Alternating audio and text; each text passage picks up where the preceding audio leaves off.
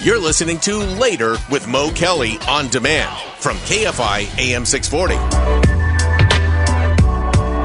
KFI AM 640. Mo Kelly here as we continue to follow the live events of what's happening downtown and in Santa Ana. And for what it's worth, we always try to put context in this as far as how people are characterizing what's going on, what we see, what it looks like it may lead to.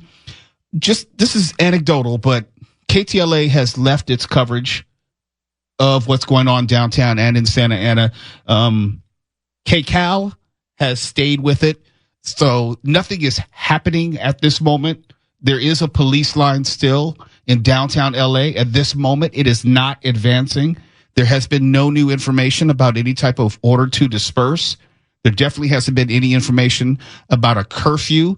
And I would assume at this point, and I think it's a reasonable assumption, that if we haven't received anything at this point, it's going to have to escalate considerably for there to be a curfew. Because why? We're looking at, it's 10 after 8 already. After a point, it almost like means, well, what's the point?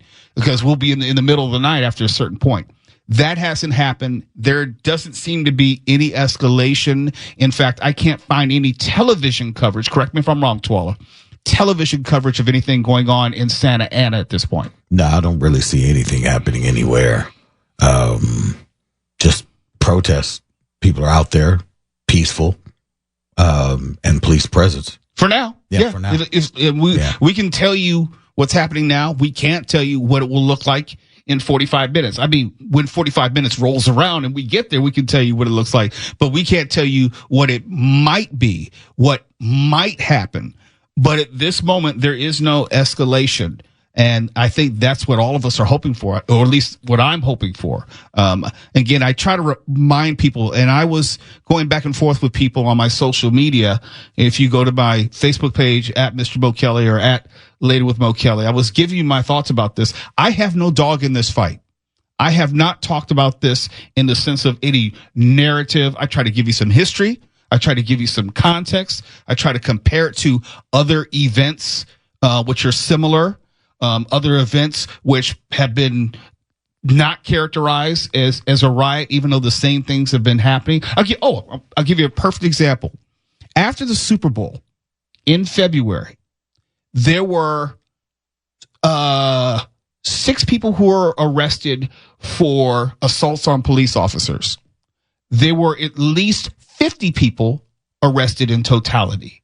There was looting. There were cars set on fire. There was a big bonfire set in the street. There were 2 people shot. That's after the Super Bowl. It was deemed a celebration. Violence for violence, it's not unlike what we've seen in LA as of Saturday.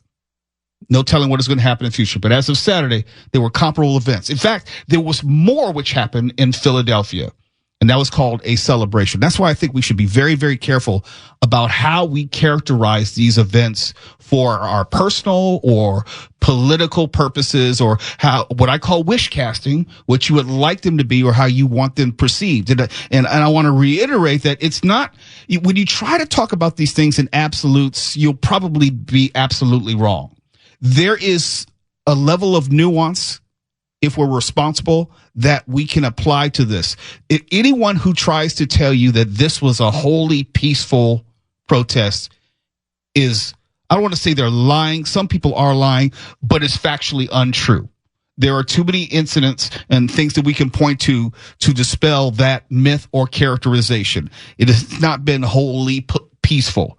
And it hasn't been a riot. Now, there have been things which people think like, because, well, if you set a Waymo on fire, that's a riot. I don't think so. I mean, it's still under control. What is happening now? Things happen, and you saw what happened to the Waymo, and you saw like the scooters that they were throwing off the freeway on the police cars. But again, credit to LAPD. Credit to LA County Sheriff's Department. They kept it all contained. They did. And there was no real further escalation beyond that. What happens tonight? We will see if we can keep that positive momentum going. But it hasn't been wholly peaceful. It has not. Have there been agitators? Of course. Have there been people who have, with their own agendas and their own motivations? Absolutely. But we have to be careful not to be reckless with our rhetoric. I can't speak for you two all because I don't know what you've been listening to, but I've been hearing people throw around words like invasion. It's like, no, it's not an invasion. It's not. It's not some sort of war which is going on. It's not. There are some really questionable activities going on out there. And yes, there has been violence against police officers, not pushing that aside. But we have to be very careful to keep it in its context and not reach for terminology and reach for imagery because we want to cast it a certain way. KFI AM 640. We're live everywhere on the iHeartRadio app. I'm Mo Kelly as we continue our coverage of what's going on downtown and also, I guess, to a lesser degree in Santa Ana. We are not seeing the same reports or coverage of that. But if it should change in direction, we'll have that for you. You're listening to Later with Mo Kelly on demand from KFI AM 640.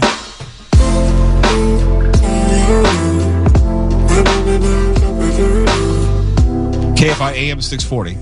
Mo Kelly here as we continue our live coverage of the ongoing events, the protests downtown and in Santa Ana.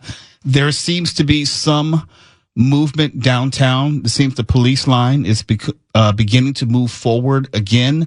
There is vehicle activity where police, you know what, Stefan, let's bring up the audio on KCAL so we can get some context of what's happening there. He's been watching protesters go by as well. Tom.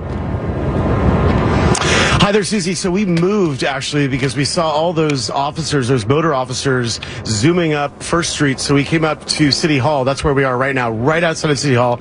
And you can see there's a sort of scattered amount of crowd there, just if people kind of lingering here. And then there's a very, solid line of police in, heavily armed, got their riot gear, their shields, all kinds of things there that they're equipped with. And they are standing and staged here right now.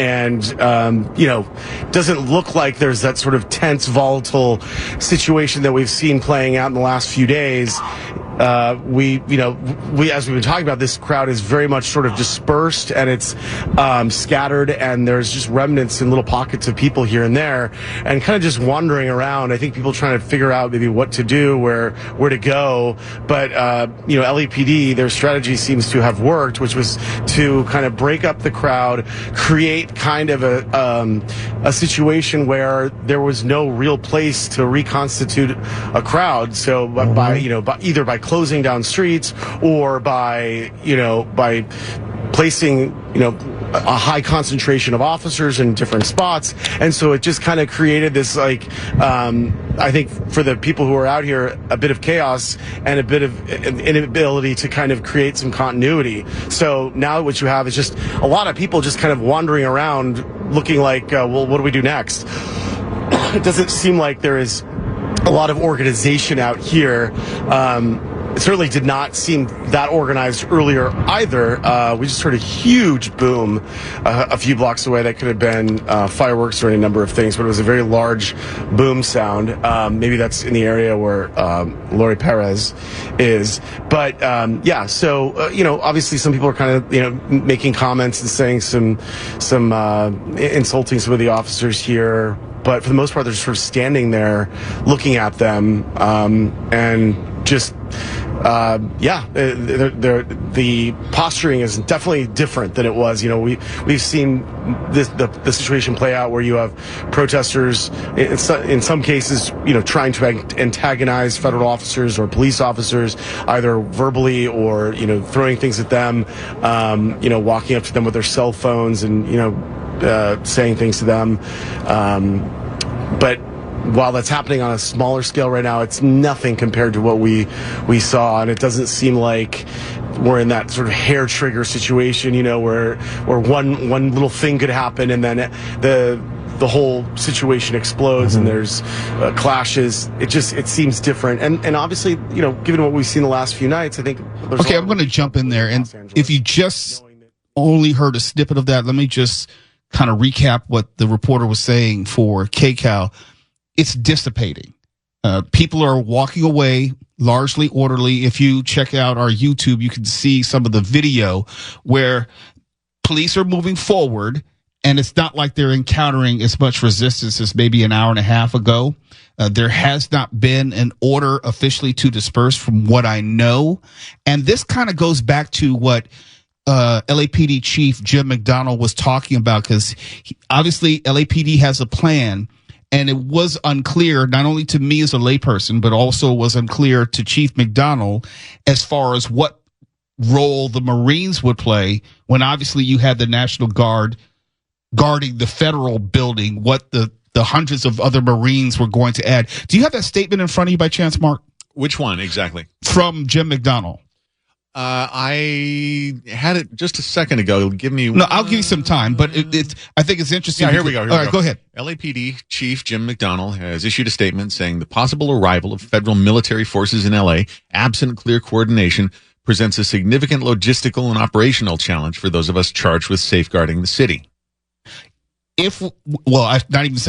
Since more National Guard have been sent now by President Trump to the area, you got to ask the question, does this help or hinder the management of the protests? Well, we know that the LAPD isn't exactly pro-dirty hippie protesters, and they've been saying all weekend that they had the situation under control if you were on top of that stuff.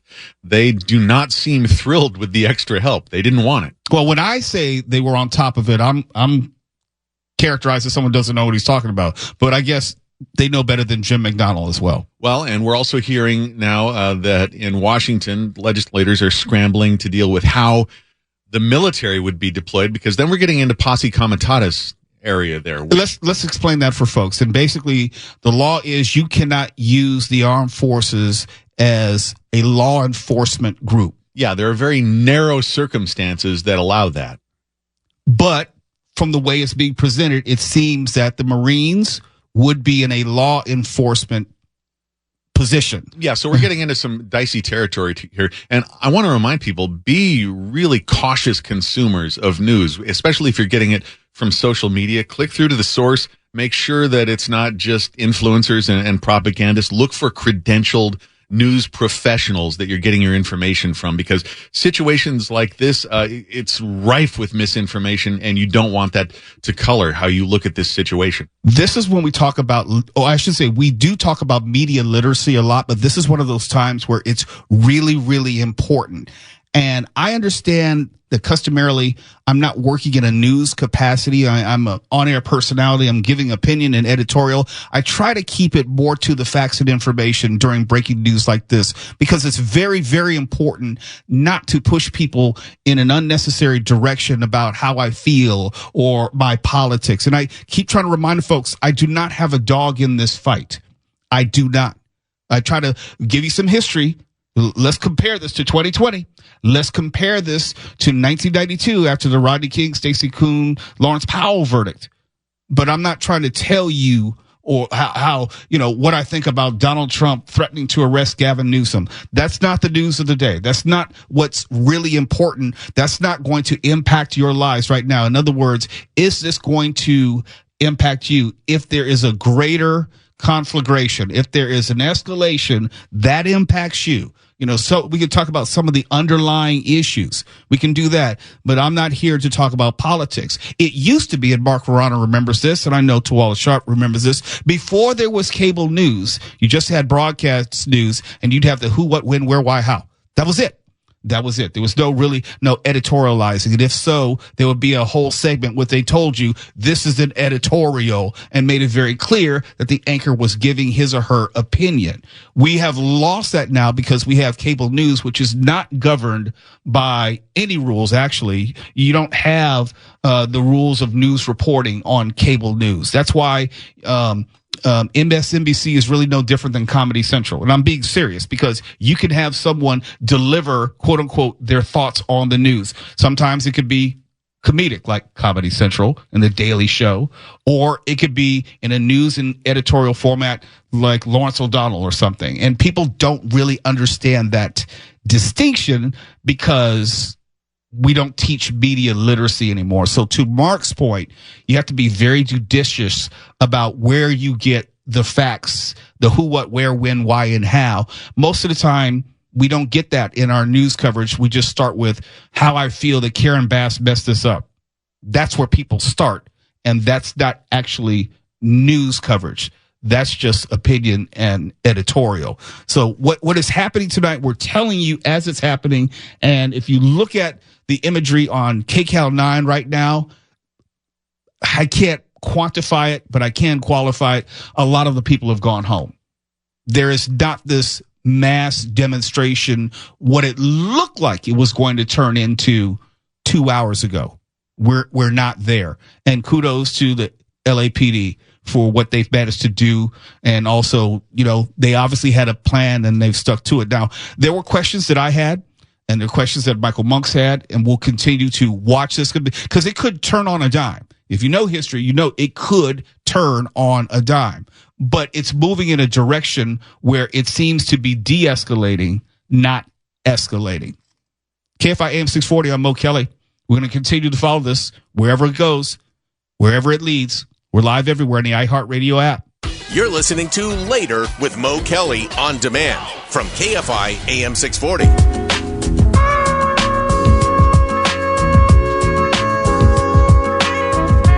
KFI AM 640, Mo Kelly here. Live everywhere on the iHeartRadio app. And this is, I guess, nervous time because the sun is down and most of what I would call the legitimate protesters are going home. This is when, unfortunately, we'll see the knuckleheads. This is when we'll see the agitators. This is when we'll see the folks who have no business being out there other than to cause trouble.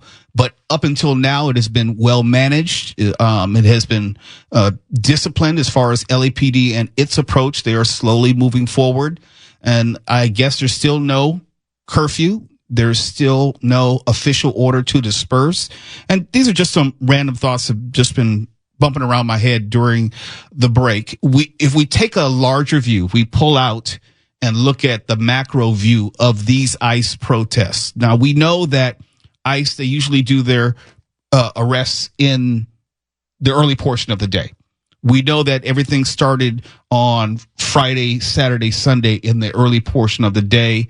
ICE, they would go to their set locations, their predetermined locations, and they would enact their arrests. They're not doing it now. In other words, and Twala, you made a great point. There's nothing to protest now. LAPD is not ICE. LAPD has not been assisting in these arrests on behalf of ICE. So if you're out there now protesting in the dark against nobody in particular related to the actual ICE arrests and raids, however you want to characterize them, then you're obviously not there in good faith. And I know there are a lot of bad faith actors out there. And look, I try to look at this through the lens of the Constitution. I personally don't see the value in waving a Mexican flag if you're trying to protest. I personally don't see it. But constitutionally, I support your right to do it. I don't think it gains you anything. But at the same time, as they wave a Mexican flag right now, looking on KCAL, yes, that's your right to, I'll just say, cloud the issue, to confuse the issue, to make it seem like you're not here for the right reason. But here's something else we need to consider. This is most definitely what some have called like the beta testing for what's going to happen in other cities. What is happening right now, when I say what is happening right now, this is inclusive of the ICE raids. You're going to see it in other cities, other major cities, and this is the only politics I'll really mention tonight. They will happen in democratically run cities, capital D. In other words, if there's a Democratic mayor, you can expect these particular raids and procedures to be followed. I expect to see this in Miami. I expect to see this in New York. I expect to see this in Chicago. And out of that, I expect a similar response. You will see a similar response from the community. And what you're seeing now, you're going to see in other spots around the community. And from a political standpoint, this is nothing bad for President Trump. This is exactly what he wants. This is exactly what he is looking for. These are the optics that he would prefer. This is what he ran on. And as far as what he's going to say about it, these are promises that he made, and these are promises that he is fulfilling. So he is just fine with these ICE raids. And if there should more violence break out, I'm quite sure he would support that as well, because the optics favor what he has been looking for. This is something that he ran on. This is something that he was elected on. So it's not like there's going to be fewer of these. No,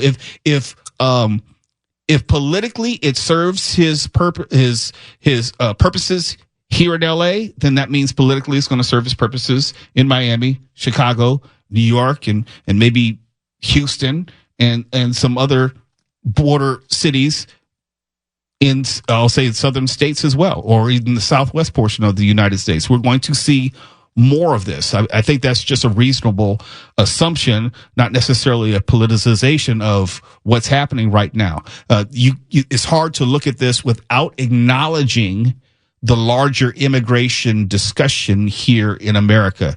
This is something which has been front and center of our politics, I want to say, since maybe 2008, because Barack Obama did run on immigration reform for his first and second term, didn't get it done. And we know with then private citizen Trump, when he came down the escalator in 2015, made it a central part of his would-be campaign. So this has been in America's conscience for at least a good 17 years. And that's saying nothing of going back to Reagan and the Immigration Amnesty Act of 1986. So this is something that our nation has been wrestling with for quite some time.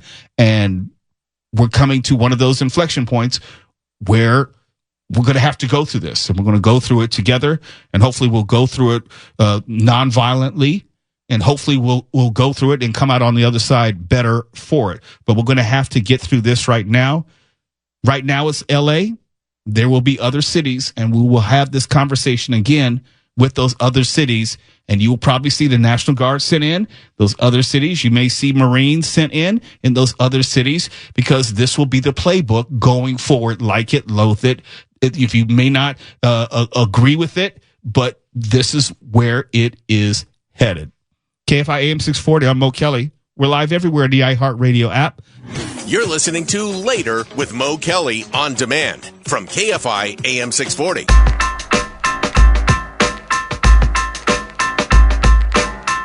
KFI AM 640. We're live everywhere in the iHeartRadio app as we continue to follow the events of downtown and Santa Ana. Want to check back in one more time with KFI's own Michael Monks, who's pretty much on scene. Michael, I get the sense, if I look at just television coverage, KCAL has pulled back, KTLA has pulled back. There's really not much to see from a television standpoint. From where you are, what's the mood? Well, it looks like we're hearing from the police chief right now. My understanding is that they did order folks to disperse, and the people who refuse to do so have been kettled, as they say. That is surrounded by police. There's a few dozen people there, apparently, that have been kettled by police and now face arrest. That includes some members of the press, according to one report that I've seen.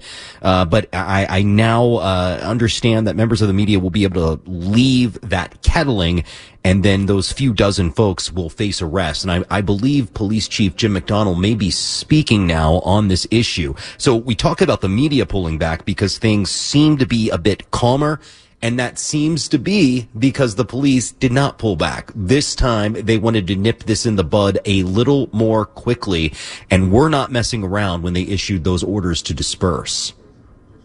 At this point, I know we can't predict what's going to happen 5 minutes from now or 2 hours from now.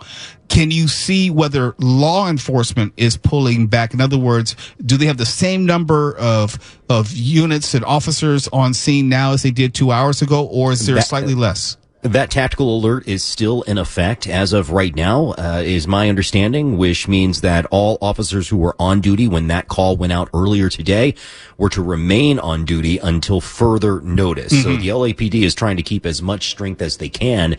The images that I can see indicate a pretty significant law enforcement presence. So what motivated this change in strategy, I'm not sure. I do know that the protest downtown today was not able to get to be as large as it had been over the past couple of days leading up to this. And that has to do with an adjustment in strategy. They shut down all of those entrance ramps and exit ramps so you could not get in or out of the Civic Center area of downtown Los Angeles. They were blocking access to a lot of surface streets. So while there were a lot of protesters downtown, they were never really allowed to converge together as one. So the strategy by the LAPD this time around appears to have kept folks separated.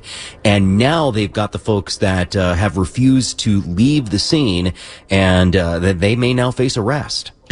From what you can see, has there been any movement of the National Guard? Are there fewer in number? Or are they just going to ride out the whole night guarding the federal building? And any word on when the Marines might arrive on scene? We don't know exactly when the Marines are supposed to arrive because it's not a local jurisdiction, but it is supposed to be within the next 24 hours. We know that there's about 700 Marines deployed, 2,000 additional National Guard troops deployed.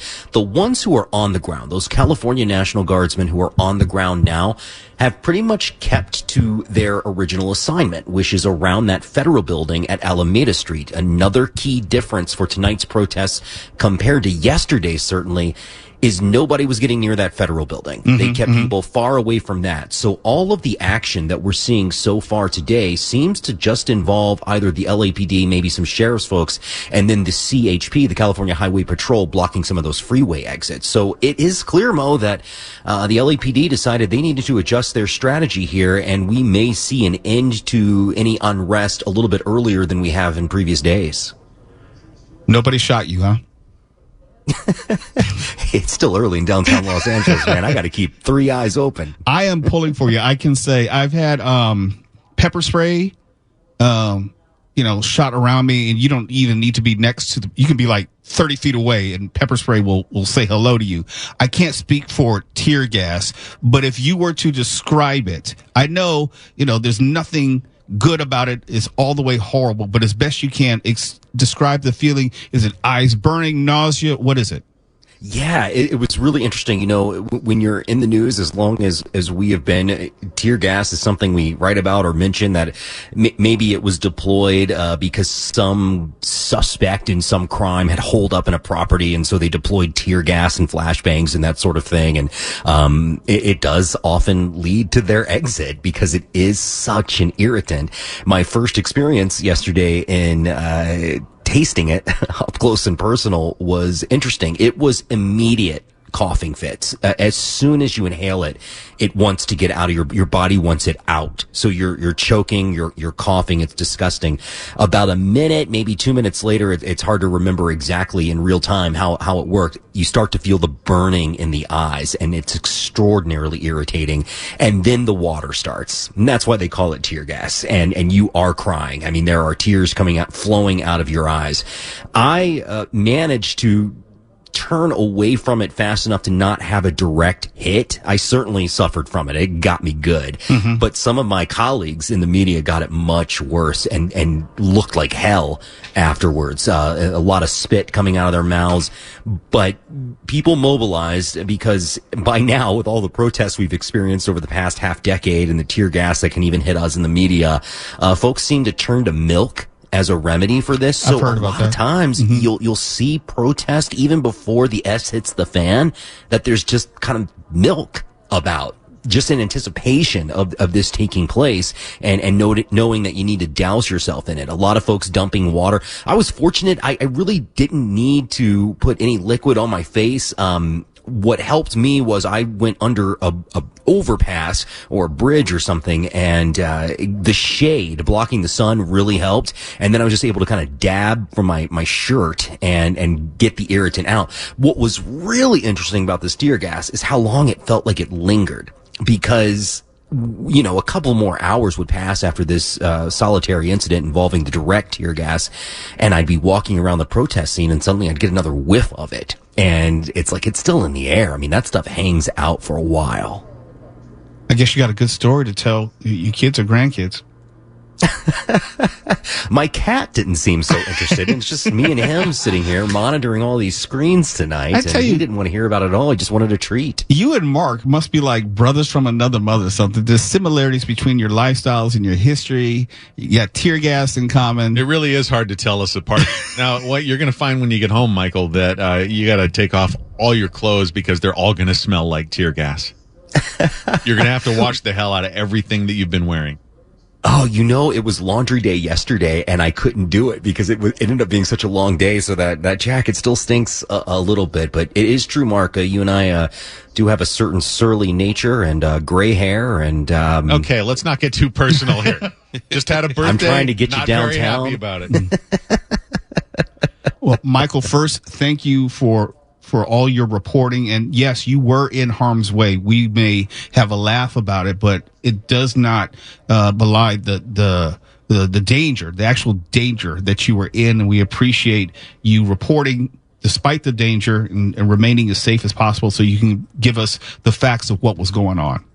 Well, I appreciate you saying that. I do think we need to be clear, though.